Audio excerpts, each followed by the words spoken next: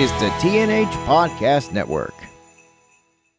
You know, I like you, Ben, because you're being fair to everyone. Just because they're good now doesn't mean they can't be good in the future. It's like trying to pick the MVP of this run. You can't do that. Yeah, I'd also throw Jared Dudley in the mix, too. There's a reason why the Lakers have the best record in the NBA. Well, LeBron James is also on the Lakers. Yeah, but he stinks, yeah. No, but he's like second in the running for MVP. But he smells really bad. So what if he smells bad? You can't judge a player by his smell. You said that the eye test was the best way of judging a player. Yeah. How's LeBron James look? He smells awful. No, that's not what I asked. How does he look this season? Does he look like an NBA I think champion? I find me personally. It's the five senses test. I find actually. LeBron to be physically repulsive. Tell you, You that right didn't now. say anything about five senses earlier. Yanni You never said Yanni anything just about talked about it. smell earlier. Well, the you eye said test. The eye test. You said it was magical when someone passes the eye test. Well, the eye test is the most important of the senses. And I'll tell you right now, Jaylen Brown smells great. You can't smell through a TV, you know. So that's why I just go to Celtics games. But okay, just based on the eye test. Yes. Whip, dab. Does LeBron James look like an NBA champion should the Lakers win? If the Lakers win, yes, he'll be a champion. I also think we have to keep in mind people that we just seem to forget about. So keep that in mind, too, Ben.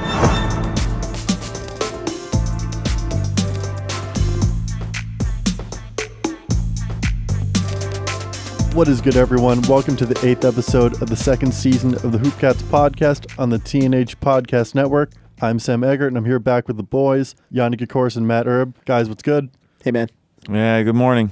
Yanni, today's Deuce Day. Happy Deuce Day, boys. This is arguably the biggest day in history. I don't know if the folks back home know. Deuce Tatum is beginning his Deuce year today.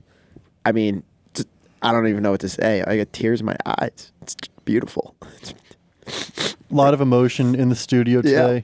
He's grown up too fast. It's too fast for me to process. It's too fast. I think I'm speaking for all of us. I didn't expect the Deuce year to come this quickly. Like, the Deuce year for Deuce is like MJ's 23. It's like when I turn, well, I don't really have a number, but I don't know. It's like when Matt turns 35, No. that's going to be a crazy celebration. The world should be on notice. I want the people to understand that the number one overall pick in the 2037 NBA draft is having the best year of his life starting today. Did you do that math? Oh, how long ago did you do that math that you know he'll be drafted in 2037? It's been about a year since I've been thinking about bringing the poster that says with the first pick in the NBA draft, the Celtics select Deuce Tatum. Oh, damn. I hope they're not that bad in 2036. No, I think that Ainge is going to plan it out so the 2036 they have that one really bad year. Yeah, well, as long as they have, like, they trade for the picks, you know what I mean? Well, Tatum will be like 36, 37 when he's... Yeah, like we had the first pick like with Tatum's year. We just traded for the third. Yeah. But anyways. A little bit of finesse action. So today on the show, we got a little bit of conversation on the 2019 draft class, particularly the lack of production from the lottery picks. A little bit of chirping on RJ Barrett, a couple other guys.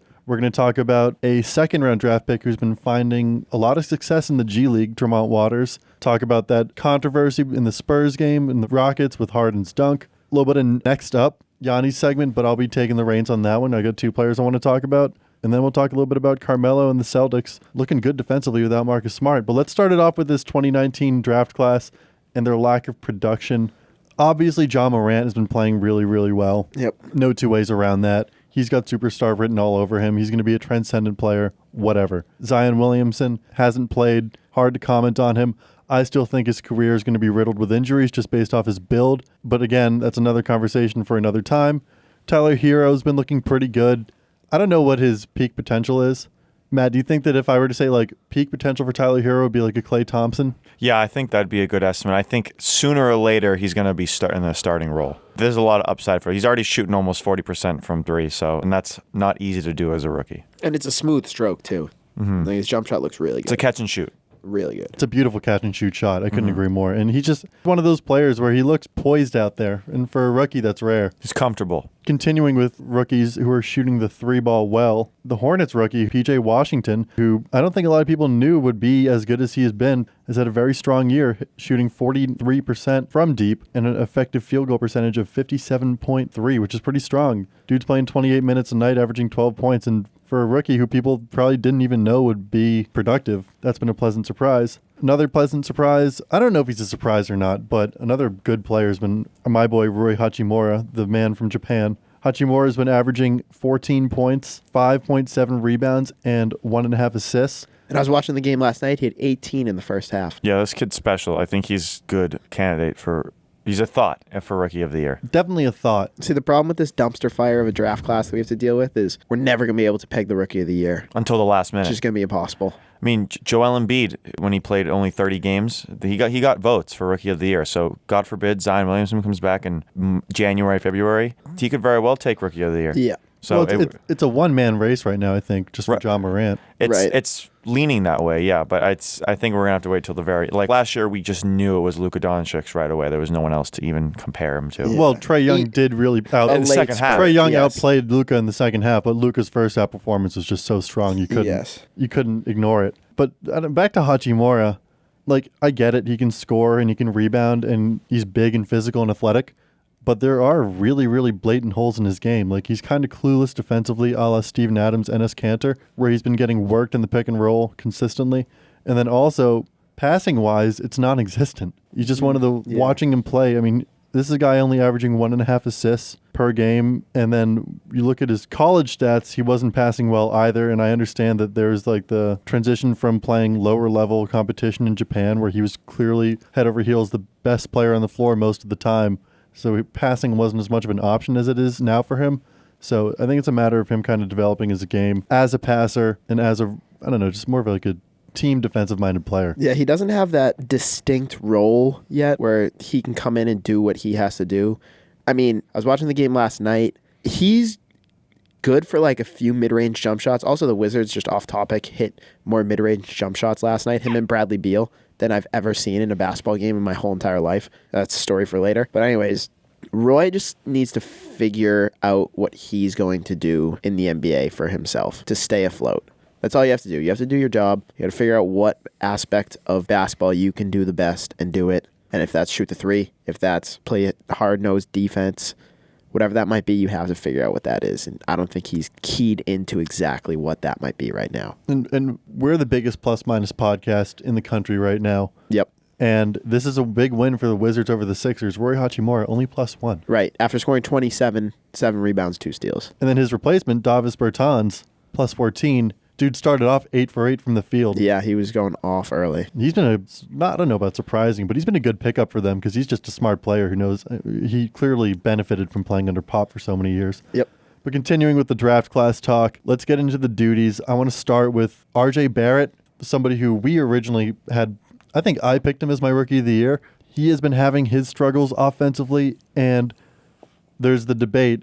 Is it just a lack of skill on his part? Is it a lack of whatever? Or is he just a product of his environment playing for the Knicks in a role where he has to be really a number 2, number 3 scorer behind Randall and Morris? RJ Barrett shooting a very, very poor percentage from the field, 39.6. Even worse, shooting 30.9 from three-point range. And then, even more nauseating, dude's only shooting 53% from free throw. That's worse than me. Yeah, this... like Yanni said, I don't like judging these rookies because they're so young and it's only 2-3 months into the season. But I think absolutely part of that is them playing for such a crappy organization in the Knicks. And I know a lot of these rookies are playing for not so good teams right now, but at least they have promise and the organizations are taking steps into the right direction. The Knicks have no game plan. They have a terrible, terrible roster. They have no point guard really whatsoever. They're having Marcus Morris and even sometimes Julius Randle bring the ball up the floor. RJ Barrett can do these things, but I think people have to give him a little slack right now. He's not going to win Rookie of the Year, in my opinion, unless he has a Trae Young kind of second half. But I think his problems are larger than himself. Yeah, my thing with RJ is he had the body type against college athletes to do what he could do at the college level. And he's obviously 19 years old, but he does not yet have the body type to do what he was able to do at the college level at the NBA level. So he doesn't have that strength yet. He's huge, obviously, but he just doesn't have that bull mentality of getting where he wants to go like 100% of the time. There's plenty of time to figure that out. Does not have that yet. And he needs that because that is his game of basketball. The other thing is that Barrett's a wing through and through. I think a good comp for him is kind of like a Jaylen Brown type player. And they had him in a point guard role in New York to begin with, and that just wasn't his sweet spot. We saw the repercussions of it with him only averaging a little over 3 assists per game, not shooting well, the team just not playing well because they don't have a real point guard. I mean, Frank Ntilikina's not the answer. Dennis Smith Jr. is a joke. Well, the thing with RJ is he doesn't create for others, he creates for himself. He does not have that ability to create for others yet. but his ability to create for himself is ahead of most other rookies, I think. It's just he's not at the level of what he was based on competition, if you get what I'm trying to say. I just can't get over how I know Julius Randle, Marcus Morris, they wanted their money, but first of all, Marcus Morris had the chance to play for the Spurs. Probably could have made them a lot better than they are right now. This just baffles me. Who would want to sign with the Knicks right now? Nobody. How terrible they are. And I get it. Money, yeah, Julius Randle wanted his money. It's probably the most he got offered, but dude, it's why? Just why? Hashtag fire Dolan. Yeah, only in our dreams, Sam. Only in our dreams. My guy's never. In all honesty, I'm not a Knicks fan. No one's a Knicks fan. Who is a Knicks fan anymore? Stephen A. Smith. Paraplegics. He's barely hanging on. He's his own worst enemy because he chooses to still be a Knicks fan, and it's just making him suffer. Like you can see the pain in his face on First Take whenever that annoying woman Molly Qerim, who's they need to get her whatever her backup, whoever she is, the backup way better.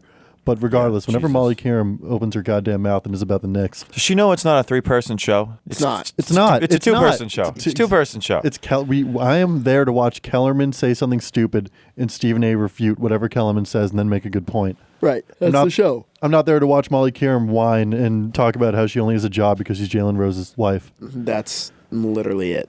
Sad. What's her name? It's Charlie something.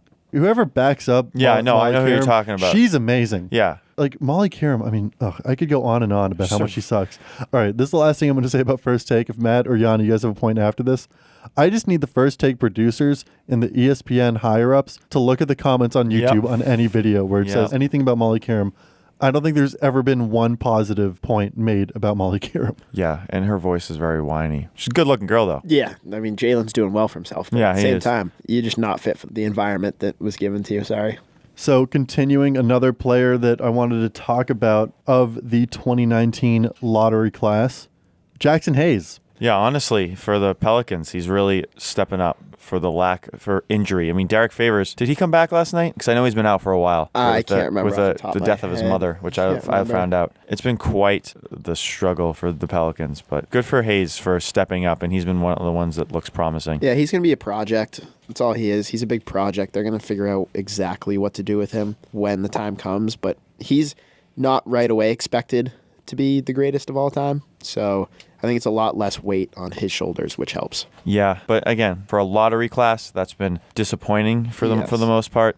He's taking the right turn while other ones are still in reverse. Right. It doesn't help that with this lottery class, we have such high expectations for what we thought they were going to do. Yeah, I just think Hayes is like super similar to Robert Williams. He's just like a little bit of a bigger version who's not as good defensively. Yes. And I think if Hayes bulks up, maybe like a Rudy Gobert 2.0. I think Robert Williams is also a little more athletic, too. Have you seen Jackson Hayes dunk? I know, but maybe I'm just very biased for Robert Williams because he's been looking real good lately. I love Rob Williams. Yeah. Me too. I could go on and on about Lob Williams, excuse me. Lob. Yeah, but I don't know. I think that if Hayes develops into the player that he seems like he's going to, if he kind of gains a little more defensive awareness, develops some on-the-ball skills where he's not just kind of flying to the basket and catching alley-oops, I think he has all-star potential, but obviously that's a ways to go in the future. Yeah.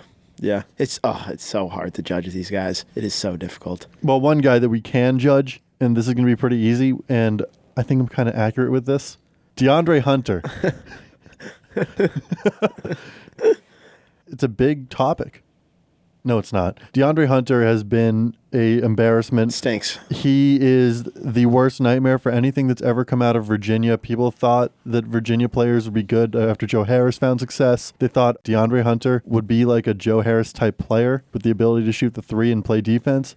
But in reality, this dude's ceiling is Tony Snell. Wow. That hurt me from the other side of the room. Holy. And I think the worst part is he's not even the most disappointing lottery pick so far. I know. Oh, far from it. In my opinion. But he stinks. Yeah. But this guy is supposed to be a three-point threat. 36% from three is not that exciting. It's not that bad. It's not terrible. It's better than I thought it was going to be. Yeah, I mean, it does sound, yeah. But I don't know, he's playing 30 minutes a night. He's only scoring 12 points. Yeah. And people thought he'd have a bigger role. And people thought he'd be a defensive stopper. And the Hawks are the worst defensive team in basketball. Yeah, they let up about 6,000 6,000 points a game. No, it's actually at 6,200 now.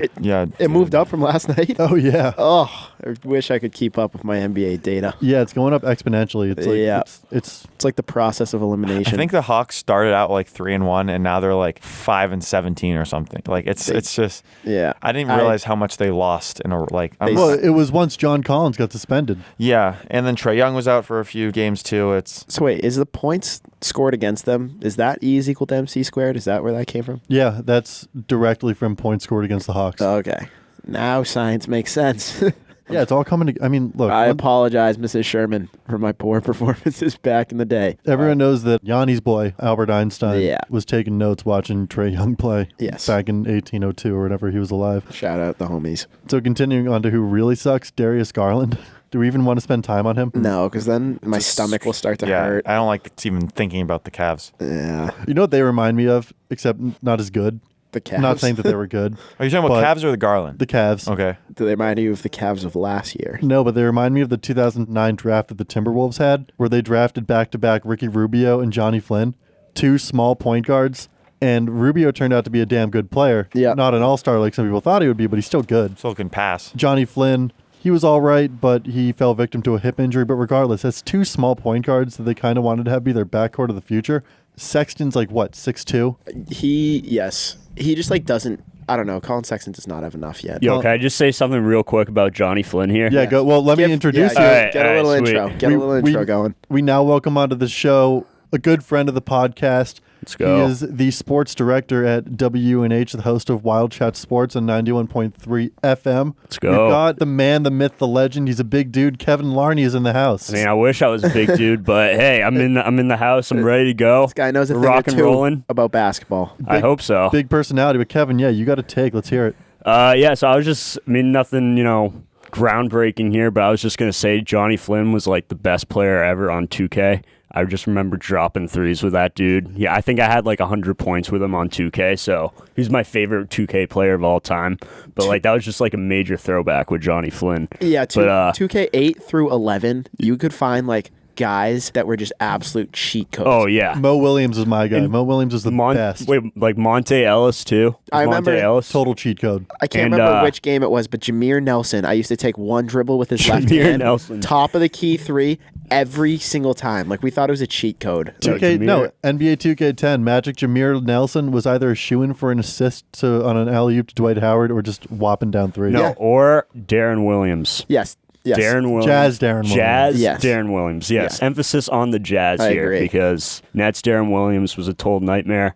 But yeah, those were my 2K days. Unfortunately, the glory days are over for me. I'm 2K, not too good at it anymore. But Speaking of that Jazz team, Yanni, We're not going to get into it. I think that Next topic. that Jazz team of Mehmet Okur, Andrei Kirilenko, Darren Williams, probably better than the current Jazz team Listen, we've got with. It's called developing chemistry, all right? Let my boys live.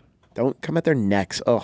Well, they got a win last night, didn't they? I don't think they played last night. No, or 2 nights ago they lost to to the Lakers. so Yeah. going into this year, I was getting so much crap for this take, right? Granted, this was when Klay Thompson was getting injured. I said Mike Conley and Donovan Mitchell are going to be a top 3 backcourt in the NBA. Yanni. That was my bold take. I Yeah. don't know. Welcome to the Jazz Are Good Club because I'm here for it. The Jazz were my NBA champion prediction team, so give them some time. That's all I'm saying. Give them some time. If you make the playoffs in the West, you have a fighting shot because every team is so good in the West. There's no like, oh, the Warriors are going to win it all this year. You have a fighting chance if you make the playoffs. That's all I'm concurring from the Utah Jazz, and that's all I will live with for the moment. Is there a time Because I frame? believe they're 12-10. Is there a time frame where you're going to give up on them? Oh, no. Even though the other night when they went big down to the Lakers, I was not too happy sitting in front of my TV. And then LeBron walking on the court made me like 10 times more furious. I hated that. I thought that the Jazz's announcers, they got made fun of on social media, Yeah.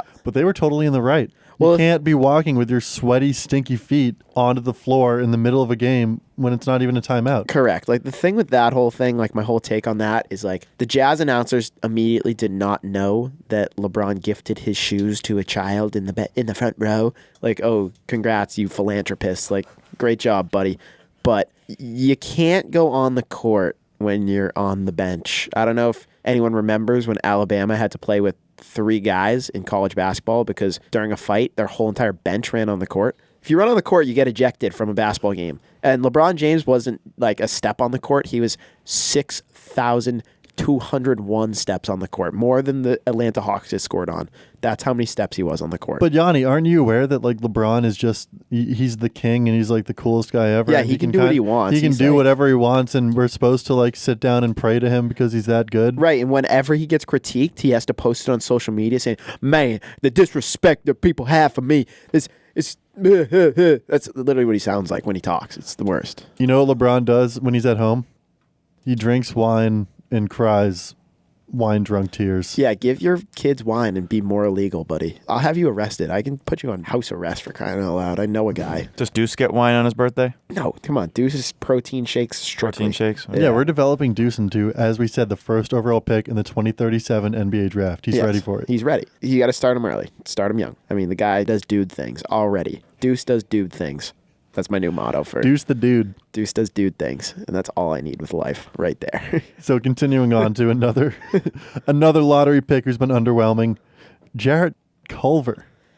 I thought he was going to be a lot better than he's been showing, Yeah, but this one surprises me the most, sadly. he's shooting 28% from 3, 44% from 2, and he's shooting only 43% from free throws. Yanni, you can relate to that. For the people who don't know in the room, I shot a career 12.5% from the free throw line in high school, so wasn't much of a... From the free throw line? From the free throw line, yep. Went 1 for 8 in my career, and every time I went up there, I think I had 1 for 8 with 3 times it did not hit the rim. Either backboard, just straight backboard, or just like...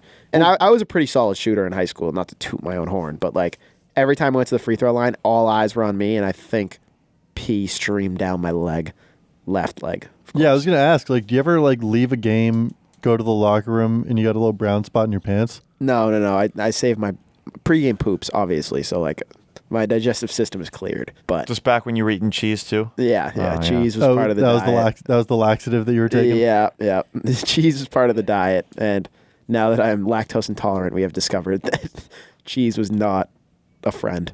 So I apologize to my body for 20 years of poor treatment. Hey, well, you know what? There's no lactose or free throws in volleyball, so Thank gosh. that All right. makes life easier for us as volleyball players. Closest in thing to trouble. free throws is the serve. Yes. If you can make your serve, That's it. it's good. Right. And Yanni is a damn good serve. Thank you. So much better than my free throws. Jarrett Culver, buddy, I pegged you as most NBA ready in this draft class. Are you really going to do this to me? This is so disappointing. Are we just almost done with this rookie talk? It's getting me frustrated thinking about how disappointing some of these. Well, can I frustrate you a little more, Matt? You know what? Why don't you? Romeo Langford. He's not so much frustrating as it's like the same with Zion. I'm not frustrated with Zion. I'm a little upset. Yeah, if Matt's not anything. mad. He's I'm not just so much mad disappointed. with because that's not really their fault that Just they're injured. disappointed. So one of my friends from home is a senior at Indiana this year, so obviously he was there last year with Romeo Langford at the school. And he let me in on a little interesting story about Romeo Langford. And I don't know if this has hit the public, but I'm breaking it right now. And I don't know how much truth there is to this, but it was told to me secondhand. And Matt, I think I told you about this. But Romeo Langford basically created a huge divide on the Indiana team last year where he engaged in consensual sexual relations with one of the seniors' girlfriends early on in the season. That's sick. Thus, That's sick. thus creating a divide between the juniors and seniors and then the sophomores and freshmen, because the juniors and seniors, that's their boy. They've been with them for a while. Obviously, they're going to go, with their buddy's side. And then the freshmen and the sophomores, Romeo's one of their best players. They want him to stay. So it's like, who are you going to side with for the good of the basketball team? Wow. I don't know what that means, but it's I an didn't- interesting story. I I actually want to didn't hear your guys' take on that. I didn't want you to say that. I needed you to say that. Is that were you saying that it could be karma? A little bit of karma for his injury? Potentially. I think it's just a dog move. I think he's just alphaing every single person. I have no respect for cheaters, so you know what? Good for him. Well, that's his girl, right? Good. That's just his girl. There's Or someone that else girl. on the team's girl. I guess he saw something he wanted and went for it. Yeah. Good. You know what? That's Dog, The dog mentality. world. Yep. Welcome to the jungle, Romeo. Just play some NBA minutes, then we can start talking some benefits about you. Stupid. Hasn't even gotten over 1 minute yet. 14 NBA seconds. Yep. That's brutal. That's almost a quarter Yeah. of a minute. Yeah. Yeah. We're almost there. I'm like looking at their roster from last year, and I'm guessing it was like, I'm going to just go through a couple of names of the seniors. It's either Quentin Taylor, Juwan Morgan, or Evan Fitzner. Probably wasn't Evan Fitzner, just based off looking at him. Why, is he not a handsome devil? No, he's handsome, but he just doesn't look like his, I don't know, it's just something about anybody named Fitzner. Yeah, I couldn't see Romeo Langford going for a girl who's dating a guy named Fitzner. All right, that's fair. Also, let's see. I know he scored a career. Oh, no, never mind. I was going to say his career high points is only 16, so that's even more nauseating. So, yeah, Matt, I'm going to do you a service, and we're going to end the rookie talk. Thank God. R.I.P. And I'm going to put the ball in your court. Do you want to talk about the Celtics right now or the Rockets? I'll do the Rockets because I know you'll have a lot more to say about the Celtics than I will. James Harden doing his thing. He's cooking 60 points in 3 quarters on last Saturday, 6 days ago. I personally think he should, if he was, because it wasn't even like he was shooting 50 shots. He was shooting the ball extremely well that night. And I personally would have let him stay in the fourth quarter if he continued shooting well. But as soon as he were to miss 2 or 3 in a row, I would have taken him out. But if he's cooking, if he's still, like he was what, like, I want to say 18 for 24, something really good like that. So I would have let him in. They completely destroyed the Hawks. No surprise there. Like I said, they're a terrible defensive team. And as for the Spurs game, I think we're going to get into the Spurs specifically a little later, but that blown call was egregious. It definitely didn't affect the outcome of the game. The Rockets lost that game on their own. But you don't think that they just became demoralized and like the frustrations hit a boiling point after that call? No, because no one was given a foul. No one was ejected. Nothing serious. It was literally just a fast break dunk where they were up by, I think, 20-something. So it didn't affect the game in a double overtime loss. No, that was just poor defense. And the name of the guy from the Spurs is blanking me, but he just had, like 18 in the fourth? Lonnie Walker. He just did really well. Good for him. I mean, sometimes you can't do anything about that. So I'm going to disagree with you, Matt. My take with this game is that blown layup had the Kevin Ware effect. Okay. And I'm a big Kevin Ware effects guy because the Kevin Ware effect directly ruined a year for me where Duke was playing Louisville in the Elite Eight of the NCAA tournament. Kevin Ware dies. Literally dies. No one even knows where he is today. That's how dead he is. Leg shattered. Louisville turns that game around on its head and beats Duke. I was in shock sitting on my couch. Now, every time I see something like this, just big moments, they're big Kevin Ware effects for me.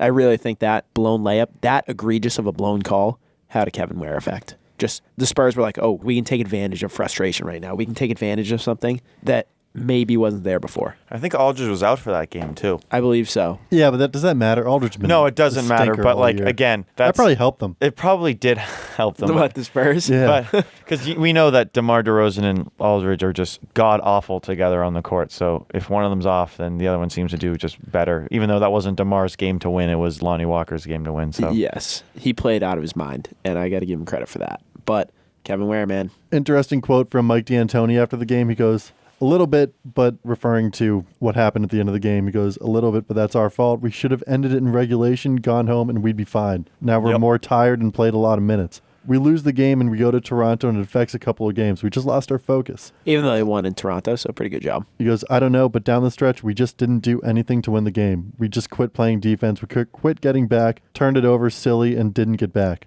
They got hot, made shots, and we didn't do anything to combat it. I mean, Harden shot a horrible 11 for 38, and Westbrook shot a horrible 7 for 30. I mean, they're lucky they even got close. And then I think the game that was a great win in Toronto. But you add on to that, like Harden and Westbrook both played 50 minutes, and then PJ Tucker played 51 minutes. Not having Eric Gordon is hurting them. They like to have Eric Gordon as someone with James or with Westbrook at the same time, so they don't have to individually take control of the game. They'll always have like a backup kind of ball handler. Let me tell you something. If I was 6'7", and I was in the NBA, which I'm not going to lie, if I was 6'7", I'd be in the NBA.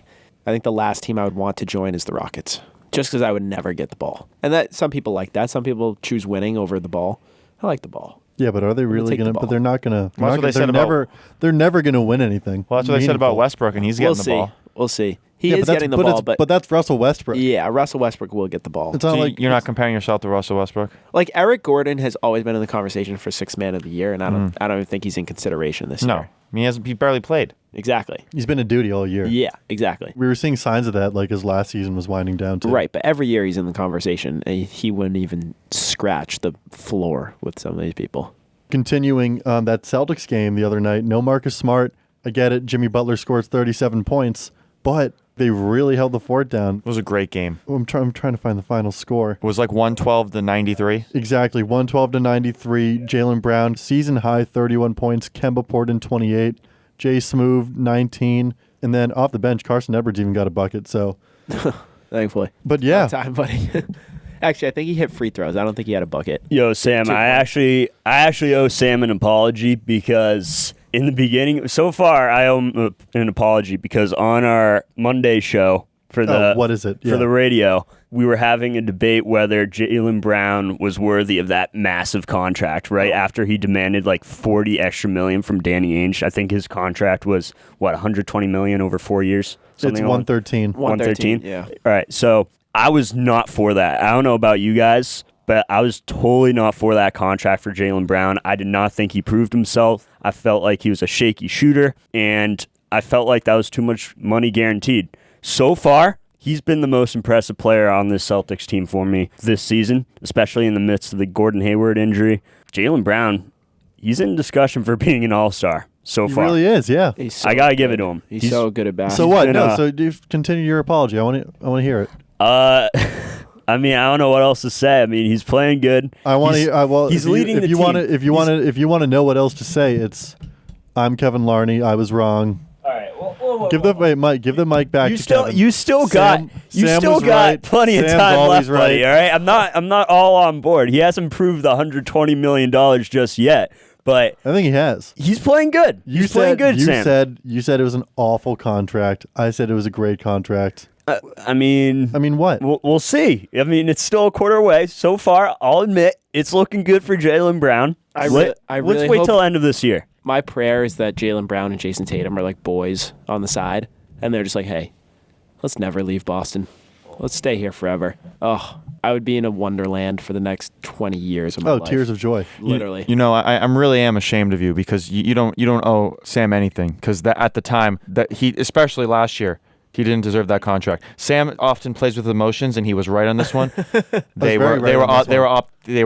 was a very optimistic contract, and he's absolutely playing like he deserves that money lately. So maybe that was the money he needed to get a little. And again, last year, a bit of an X factor, right? And even in 2017, he was. I think he was. If he kept that up, absolutely. But Sam was being optimistic, and he was absolutely right. I think that was logical thinking. I was getting chirped really hard on the show when I said that. I don't know everyone was going against me. So Matt, you weren't there, so you don't have the full frame of reference. Okay. No, honestly, But Kevin can explain. All right, I respect that.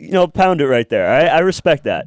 However, all right, I'll admit, like I was a little bit aggressive on the show. We were sort of attacking Sam. Oh, really? happens a lot, and I'm Really, usually bro? right You at the really end of want it. Jaylen Brown? Like, is it really? But listen, this guy averaged 13 points a game last season.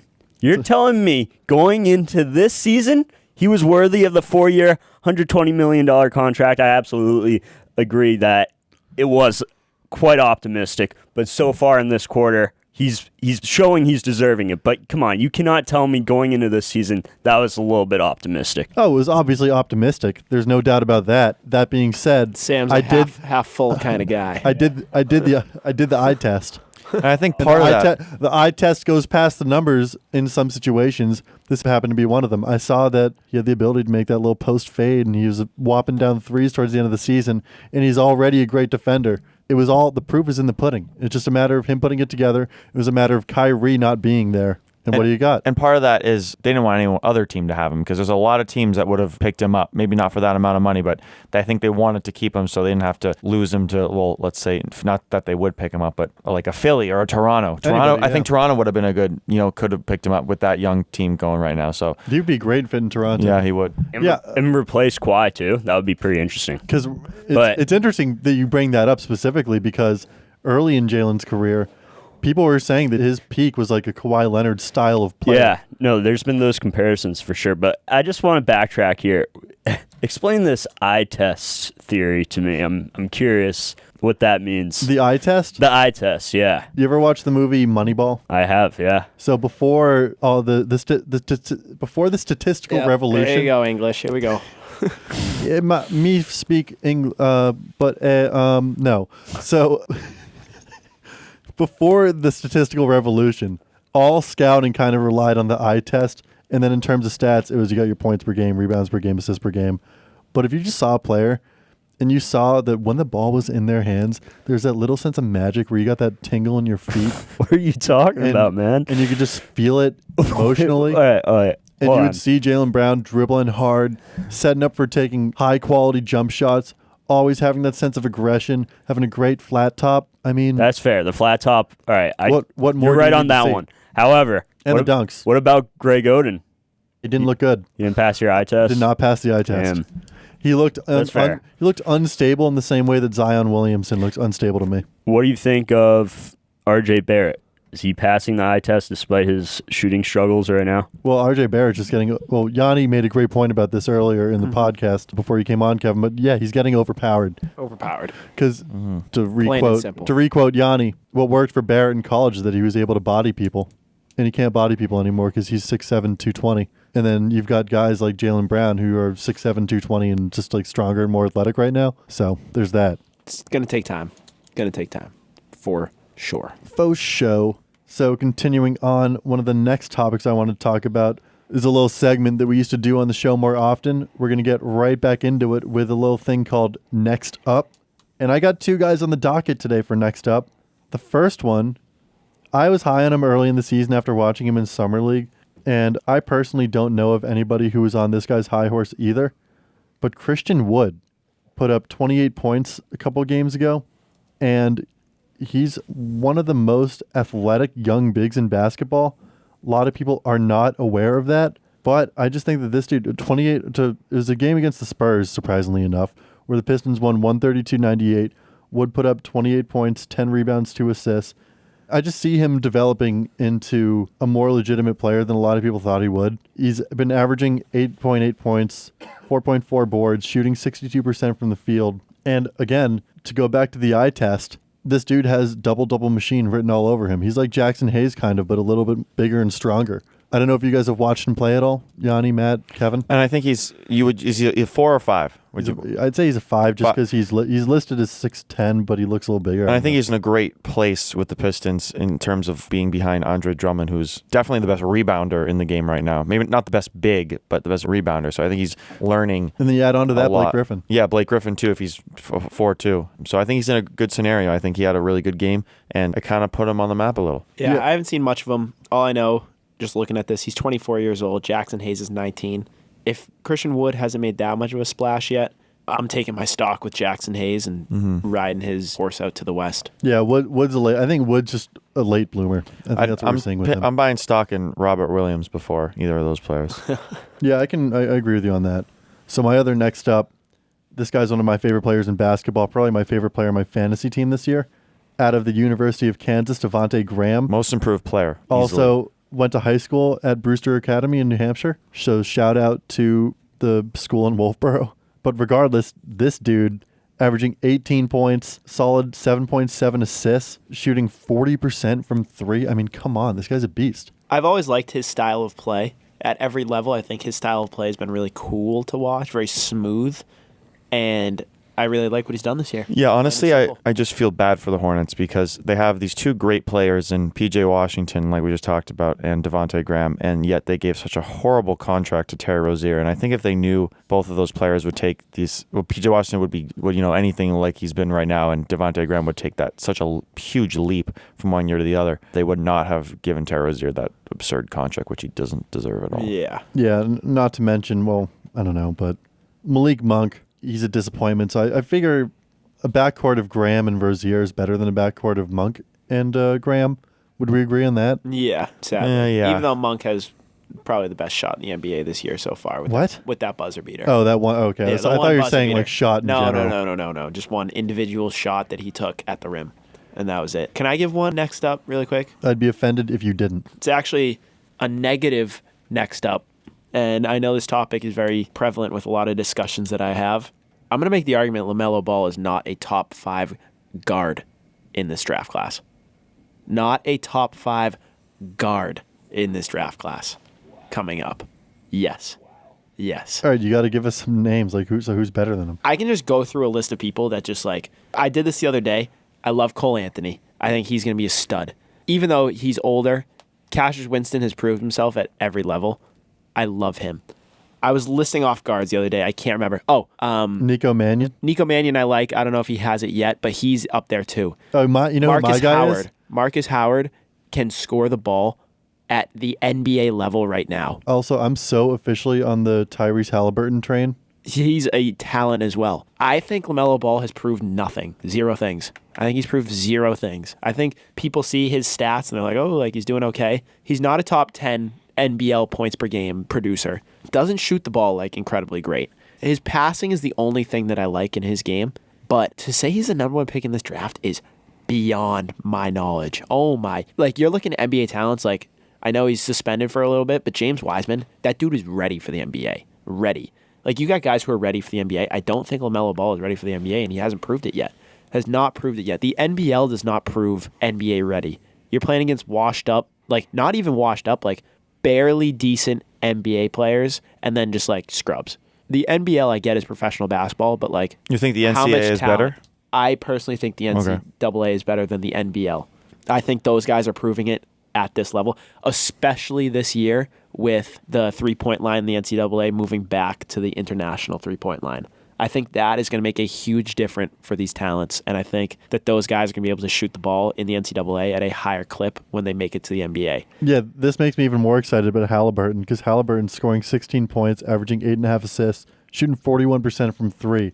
Dude's just an absolute beast. He rebounds the ball, and he's one of the flashiest players in college basketball, yet he's still productive. So watch out for him, too. Yep. You know, skill-wise, I'm not going to comment on that because I think you have a better grasp on it than I do. But I heard that same thing about Zion Williamson and DeAndre Ayton as well.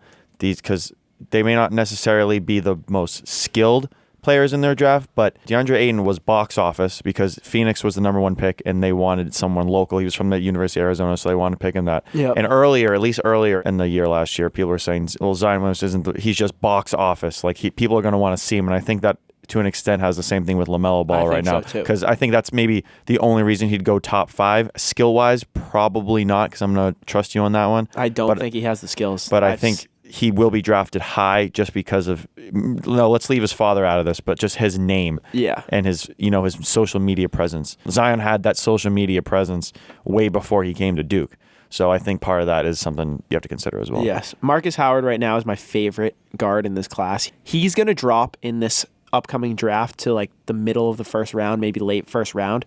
He's gonna peg me as a lot of like Donovan Mitchell presence. He's an older guy. This is his 4th year in college. Shoots the ball over 40% from 3 and the field every single year. He's averaging 26 points a game this year. Didn't have his best game on the bright stage against Maryland, which it was disappointing to me. But I've watched this dude. He scored 51 against USC, like 40 against Davidson. He's ready to go. He's ready to play NBA basketball. LaMelo Ball, you can't tell me LaMelo Ball is ready to play NBA basketball yet. Maybe he will be. Maybe he won't be. You can't say that right now. Yeah, there's no evidence proving that, but you know who is ready to play some NBA basketball? Any guesses who I'm going to say? Nope. My boy, Tremont Waters, NBA G League Player of the Month. This guy's been a killer, averaging 20 points, 8 assists per game. I mean, the dude's been dominant. He's flashy. He's younger than me, which is weird to say, but he's been an absolute baller. And Yanni, you can relate to him because he's like 5'9", 5'10". I know. It's my kind of guy. So yeah, Kevin can relate too. My thing with him is I love how he's able to play at his own pace. So he can play fast, he can play slow, but he does both at the same time exactly. very well. He has control over the game, and that's something rare in a young player like that. Yes, extremely rare. The way he handles the ball, the way he finds people that are open is next level. Who did he play against recently? Who was brought up, but who was it against? It was at home. I can't remember. Yeah, I know it was at home, but like he had good play there too. I mean, he defended extremely well. Oh, extremely well. So this guy could be a replacement for Carson Edwards. I think he looks better at this moment than Carson Edwards. I think so too. Yeah, the game he played in was the Sacramento game. Yes. That's right. He played 20 minutes. His plus-minus was plus 20. Yeah. I mean, there you go. What are we? The biggest plus-minus podcast in the history of podcasts. And Thank you. Unfortunately, that was a game where they needed someone like him. Yes. Because that was a close game. Mm-hmm. Another close one. Thank God Marcus Smart came in clutch at the end. But this time, yeah. This I know, but I mean, I know. The wind was blowing in Sacramento. Yeah. Oh, this is the stat I was looking for. Last month, Waters shot 45% from 3. That right there has helped him tremendously. And then Carson Edwards, on the other hand, what's he shooting from three? Like 10%? Maybe. I mean, him and Grant Williams. I mean, come on. Yeah, Edwards shooting 32% from three. We kind of threw Carson Edwards into the fire without letting him develop a little bit. I think that has helped Tremont on the other end. Yeah, I wish Edwards had some time in the G League to develop a little more because his game is just so unpolished. Right. He had such a good game against the Cavs in preseason. I think people just maybe jumped on him a little, including myself. Would you say that worked to his detriment? Yeah. A little bit at the moment, yeah. I didn't like when you told me that Wanamaker was going to be better at the beginning. I was like, did you see this guy Carson Edwards play? But now, absolutely, Wanamaker's a little more confident. Not even little; he's just more confident. He's so confident. Yeah. Being the oldest player on that roster, you can tell that he's played professional basketball for 8 odd years. He's proven it. Wanamaker's been such a pleasant surprise. Yeah. Or I wouldn't call him I knew he would be good or productive, but I didn't think he'd be this good. Me neither. I think productive's a great word for him. Yeah, because he's the kind of guy you can just kind of go in and you're going to get quality minutes from him. Yeah. And his plus minus, let's see if we can find it. My one complaint about Pro Basketball Reference. Hey, Kevin, before you leave, Matt, you want to pass him the mic? Do I have to continue my Jaylen Brown apology here? Well, I was just gonna thank you for coming on the podcast. No, thanks for having me, man. This is awesome. My first time on TNH HoopCats right here. I'm super pumped. I can't wait. Yes, sir. I can't wait to hear it. Give you guys a shout out for sure. Everyone just gotta listen to this. So hey, do you want to? Speaking of shout outs, let the listeners know where they can find you. WildChat Sports at WildChat Sports. Let's go. Give it the follow on Instagram. A lot of great content on WildChat Sports. Shout out Mr. Mosby. Shout out. Oh my God. Shooter McGavin. Shout out Johnny Damon. What's the other one? John Taffer. Shoe Nice was the man. Shoe Nice. So did you talk directly to Shoe Nice? I messaged these people out my ways. So John Taffer. Shout out to John Taffer. # close it down. But no, seriously, boys. This is awesome. This was like a last minute thing. I know I kind of stole the mic here once in a while. So thanks for having me. Have a good break, everyone. Peace out. Let's go, Kev. Johnny Flynn, 2K MVP. All right. So once again, we want to thank Kevin for coming on the podcast. You can find him on Instagram at WildChat Sports, also on the website, wildchatsports.com. It's a great website for fans to have their takes seen, and there's a lot of celebrity input on there, surprisingly enough. So, guys, a little bit of breaking news just now that I got from a Bleacher Report update. Marcus Smart plans to play tonight after looking like he died on the floor a couple days ago. Hey, the Celtics are a little bit of overreactors. If we saw Kemba die, we've seen a lot of people die. That was scary. Yeah. A lot of people have died and survived. So bless the lucky 4-leaf clover for what it's done for the Celtics program this year. Can't emphasize that enough. No. So I think that about does it for the basketball talk. But while we're here, we've got our producer, Benjamin Strawbridge, in the building. Ben works tirelessly to produce the Teenage HoopCats podcast, helping out on the Instagram, helping out with the audio production. Ben, what's going on? How you doing? I'm doing pretty good. Right now I'm just, getting by, trying to do finals, passing the final projects. Got some Christmas stuff coming up, and hopefully this vacation coming up will be a very relaxing one. It all depends on whether me and my brother can get good grades, because if we do that, then we can go to Disney World, but I don't want to brag too much, So, Ben, we're a basketball podcast, and I have a couple questions for you. Okay. They're basketball related. All right. So, if we're talking about the MVP race. Yeah, MVP. NBA MVP race. Yes. And I currently can't see you right now, but Matt can. Uh-huh.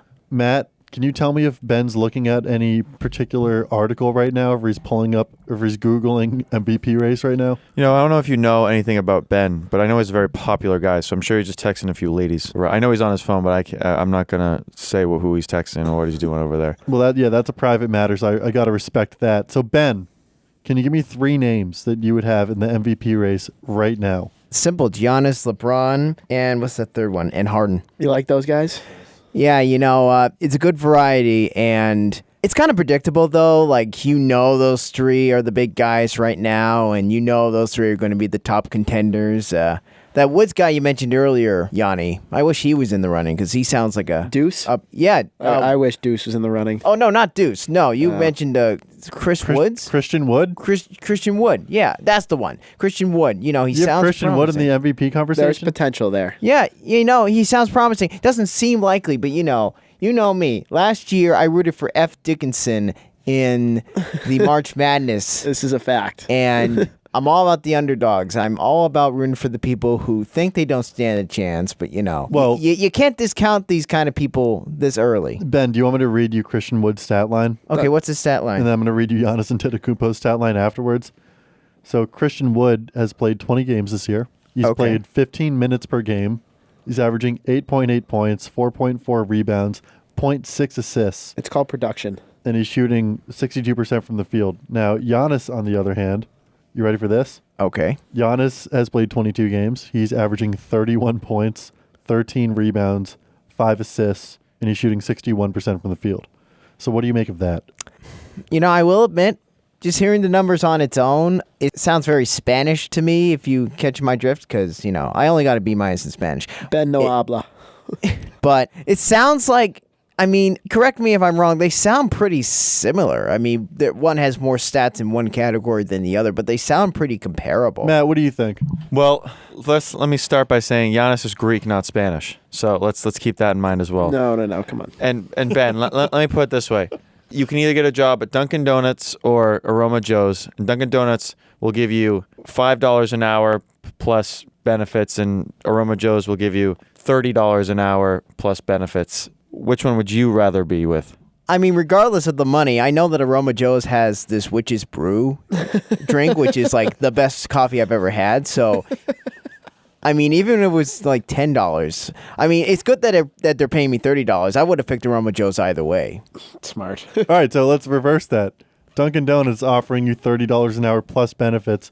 Aroma Joe's offering you $10 an hour, no benefits. Which job do you take? Well, that's kind of an unfair question, because now you're telling me that Dunkin' Donuts, which is a place I'm not the biggest fan of, is now paying me more money and benefits, and Aroma Joe's is not paying me any benefits. First of all, that's a dick move on Aroma's part in this scenario. I agree. Second, though, obviously I would pick Dunkin' Donuts because they're paying me more and they're giving me benefits. Like, is there a downside to this, though? Like, it seems like there's a downside to this whole Dunkin' thing. Well, the stat line for Dunkin' Donuts in this case is just better, and I'd rather have Dunkin' Donuts on my team, even though I like Aroma Joe's coffee more, and I think Yanni likes Christian Wood more anyway. So they there you go.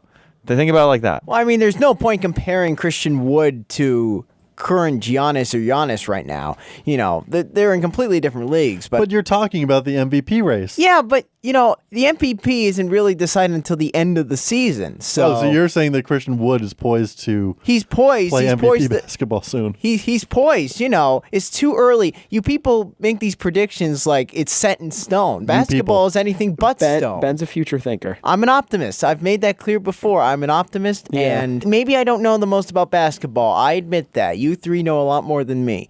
But to say like, oh, Giannis is definitely going to be hard a over height. contender, or Giannis is definitely going to stay number one, or, LeBron's not going to drop to more than number three. It just sounds very pompous. If that's, I can't think of any other word other than pompous. And you're smart, but you're very, very Pompous. definite in a good way, but very stubborn in a bad way. Wait, who? Who are you talking about? Well, all three of you, Come on. I think you're talking crap about me and Yanni. I'm not talking crap about anyone. I'm not talking offended. crap about anyone. I'm just saying, don't be so certain. Don't put all your eggs in a basket. You don't know whether Giannis or not is going to get injured by the end of the season. You don't know How what's about going to this? happen. How about this? Ben, you're right, because look at them. Look at the way Sam's just relaxing, disrespecting the studio. He's so pompous. You wanna describe- He's you wanna over there with his hands in his pocket with that goofy ass smile. It's Deuce's birthday, but I get it. That's fine. But look how the way he's sitting. Deuce me. There's no professionalism at all. I think pompous is an excellent word. Deuce. Look, all I'm saying, I will bet every dollar I have to my name that Giannis finishes ahead of Christian Wood by a lot. in All the right, you're MVP getting ahead of voting. yourself, Sam. I Come didn't say that Christian Wood was going to be the MVP. I just said he has a chance of being in the running. I didn't say that Christian Wood is going to somehow pull off a miracle. Not at least this season. But I have a feeling that maybe next season or the season after that, if, he doesn't get injured or anything like that. Now, I think that's a good point, because really anyone can win the MVP at this point. Now, would you say that NBA champion Kevin Garnett is in the running too? Okay, well, Sam didn't brief me on the whole NBA champion thing, and I don't know whether that's really much different from MVP. Sam, would you mind giving me a little brief rundown on the NBA champion? So an NBA champion is a player who has won the championship of the NBA. So Any player. they've made it through the finals made it to the NBA Finals, and they won the series called the NBA Finals. Yeah, and they So obviously have to be on the team that won the whole thing. Exactly. So an example of a couple of champions, Tim Duncan's won a couple of championships, Kawhi Leonard, Paul Pierce, Kevin Garnett, as mentioned, Jerry West, players like that. Well, this is really far off. And Again, James Posey. This is really far off. What team would you consider to be most likely to be the NBA champion? Because that affects the player. You know what it sounds like to me? It sounds like you're avoiding Matt's question right now. No, I'm not. But you are. I said I don't know a ton about this kind of stuff. Matt, So, can you ask the question again, please? Of course. So like Sam said, an NBA champion is someone who's on the best team in the league and has beaten everyone else. So roughly those players are going to be, without sounding ignorant, are going to be mostly better than most of the players, right? Which means if they're better, they're in the running for most valuable player because they're better and they're most valuable. And since Kevin Garnett has been an NBA champion, do you think it's fair to say, whereas Christian Wood, correct me if I'm wrong, hasn't been to an NBA Finals? No, Whereas not Kevin yet. Garnett has Not been yet. to 2, right? 2, 3? Kevin Garnett, at least 2? 2? Okay. Kevin Garnett's been to 2 finals. Now, I'm going to ask it again, Ben. Does that give Kevin Garnett just as good of a chance, if not better, than Christian Wood for an MVP race? In 2019, 2020. I mean, comparing Wood to Garnett, obviously Garnett seems like he has a better chance. But if I were to make a bold prediction, I'm going to root for my home team. I'm going to say the Celtics have a chance of making it to the finals. And Still sounds like you're avoiding the question. No. Are you serious over there? Me? Yeah. Yeah, I am serious. Nope, you're wrong. That's the right answer. No, I mean, if the question is about comparing Garnett to Woods, then Garnett obviously stands a better chance. But in terms of what team and what player, in my mind, would make an NBA final this year, like I said, I'm going to root for my hometown team. I'm going to say Boston Celtics makes it to the finals. They're going to win. And I think the most valuable player out of that, the NBA champion, if you will, I think it'd be Kemba Walker. But what about Kevin Garnett? Kevin Garnett's also on the Celtics, huh?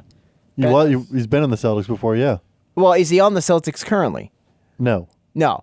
Well, like I said, no. Well, if he's on the Celtics, I'm predicting the Celtics will make it to the finals. And the So NBA who is champion- more likely to win the MVP? Kevin Garnett? Just give me a straight up answer. Kevin Garnett or Christian Wood right now? Obviously Garnett. Obviously Garnett. See, I don't think he's wrong. Why do you say that? I mean, if you think logistically, Yeah. there's a chance. Though I'm not saying definitely Garnett. Right. I'm not discounting Christian Wood at all. That's what I'm saying. I think he's an exceptional player, like Yanni said. Basically, whatever Yanni said earlier about Christian Wood, I agree with. Yep. Ben, I'm going to throw out one more name in the MVP race to see where you stand on him. Okay.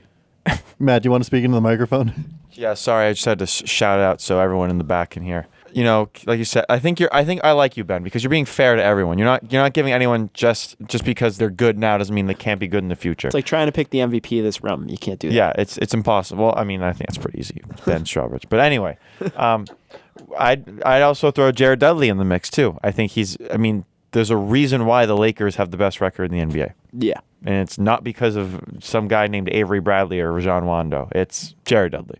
Yeah, it's not even KCP this year. Well, No. Well, LeBron James is also on the Lakers. Yeah, but he stinks. Yeah. No, but he's like second in the running for MVP. But he smells really bad. So what if he smells bad? You can't judge a player by his Ben, smell. Ben. You said that the eye test was the best way of judging a player. Yeah. How's LeBron James looked this season? He smells awful. No, that's not what I asked. How does he look this season? Does he look like Well, an it's actually- NBA I think champion? I find me It's personally. the five senses test. I find actually. LeBron to be physically repulsive, and yes, it's a five senses test. I'm never going to taste LeBron. I can tell you You that right didn't now. say anything about five senses earlier. Yanni You did- never said Yanni just anything talked about about it. smell earlier. Well, the you eye said test- The eye test. You said it was magical when someone passes the eye test. Well, the eye test is the most important of the senses. Well, you didn't mention the other senses, so I'm mentioning you gave them the now. I'm impression that talking it was about it now. only exclusively the eye test. I'm talking about the other senses now, and I'll tell you right now, Jaylen Brown smells great. Yeah. You can't smell through a TV, you know. You know, I've been to You a don't have Celtics. smell-o-vision. They tried that decades ago and it didn't work. That's why I just go to Celtics games. But I highly doubt you can smell the players from hundreds of feet away when you're sitting in the back of the bleachers. But I'm not sitting in the back of Not the when bleachers. you smell that good. But okay, just based on the eye test, your certified patent trademark eye test. Yes. Whip, dab. Does LeBron James look like an NBA champion should the Lakers win? If the Lakers win, yes, he'll be a champion. Yeah, they will be a champion. I also think we have to keep in mind people that we just seem to forget about. So keep that in mind too, Ben. I think that I'd say James Harden 1, Giannis 2, Wood 3, Garnett 4, Rex Ryan 5. 6 would be easily LeBron. I like how you brought Rex Ryan into that. Wait, I think Rex Ryan I think he's a dark horse. Wait, Rex Ryan. I might be wrong, but isn't he a coach for the NFL? That's Oh, different. Okay, That's okay. Erector. All right, that's good. I was scared for a second. that's a Rex Ryan. No, but I mean, they all sound like good names. I'm just gonna put my prediction out there. I think it's gonna be a Lakers-Celtics showdown. What about the Cincinnati Reds? I think they'll make it to the semifinals. I don't think they'll make it to the finals. I'm counting on a Lakers-Celtics showdown. That's what I would want. And, it'd be cool to see the Celtics win and Kemba Walker get the NBA champion because Garnett isn't on the Celtics anymore. So Okay, it's so clear for Walker. your semifinals prediction, Cincinnati Reds versus who? Probably the Lakers, right? I mean, if it lines up that way, sure. I know. So Reds, Lakers, Celtics, and who would be the fourth team in that lineup, theoretically? Matt, Yanni, you guys have anybody? Who do you think?